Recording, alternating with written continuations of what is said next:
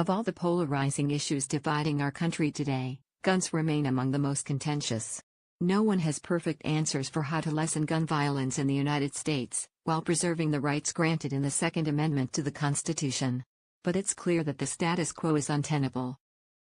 In the past several years, we have seen far too many people killed and wounded in shootings in schools, churches, concerts, nightclubs and many other places across the nation.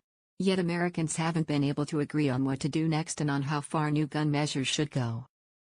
Still, no one wants to accept the current level of gun violence as a given anywhere in today's America, whether in Chicago or Parkland, Florida. Former Democratic U.S. Representative Gabby Giffords of Arizona, who was shot in the head and suffered permanent injuries in 2011, heads an anti-gun violence group called Giffords, along with her husband, retired astronaut Captain Mark Kelly. The group gave Fox News an early look at a new TV ad designed to bridge cultural and political divides on the issue of gun safety. The organization is launching an ad campaign to highlight an important constituency that is becoming increasingly vocal in the gun debate: prominent U.S. military leaders and veterans. The new ad features retired Lieutenant General Mark Hertling, who experienced war firsthand during his over 37 years in Army. In the first scene, Hertling opens a box on his desk containing 253 cards with the names and photos of soldiers under his command who were killed in combat. He ties the pain he felt on their deaths to the pain parents must feel losing a child to gun violence. It is immediately clear then that this is a new kind of gun safety advocate. This ad is one in a series of 5 narrated by retired military leaders. The Giffords Group is planning veterans events around the country to foster discussion on the gun issue. So why are these retired members of the military getting involved in such a contentious debate now, and why so publicly? We've all seen the tragedy associated with gun violence up close and personal, and we've all used weapons, we all own weapons, and we all believe in the Second Amendment, Hertling told me in an interview. He will also join Benson and Harf on Fox News Radio this Tuesday between 6 and 8 p.m. EDT. But we also understand, Hertling continued, that we are plagued by this disease of gun violence, and we really need to do something about it. This new ad campaign is worth paying attention to, especially for gun owners who might otherwise be hesitant to consider the message.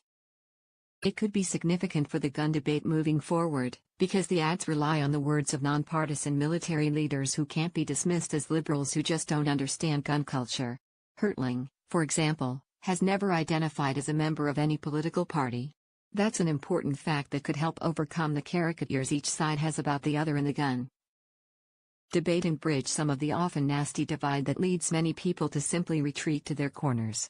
We're all guys who know how to solve problems and know that even the toughest problems you can't just take sides on, you have to build consensus and find solutions, Hertling told me. This is a problem in America, and the data proves it. To just put up a wall and say, we are not going to listen to anybody that we might assume is attempting to adjust our Second Amendment rights is not understanding what the problem is. Interestingly, some previous skeptics have begun trending towards more openness to possible gun reforms, after mass shootings have continued to fill the news. This appears in part to be a reaction against the increasingly partisan and strident tone of some gun organizations like the National Rifle Association, which used to operate on a more bipartisan basis. Military veterans like those in the Giffords campaign exemplify a subtle but important shift. Members of a group that often resisted talking about the gun issue publicly now believe something different has to be done. They are willing to speak out in the hopes of prompting a better national conversation. We all want to live without fear, and we want our liberties and freedoms protected, all of them. We are a nation that always believes we can improve and do better. That idea is infused in our Constitution and in our DNA. Americans don't throw in the towel and decide there are problems too big to be tackled. That's not who we are.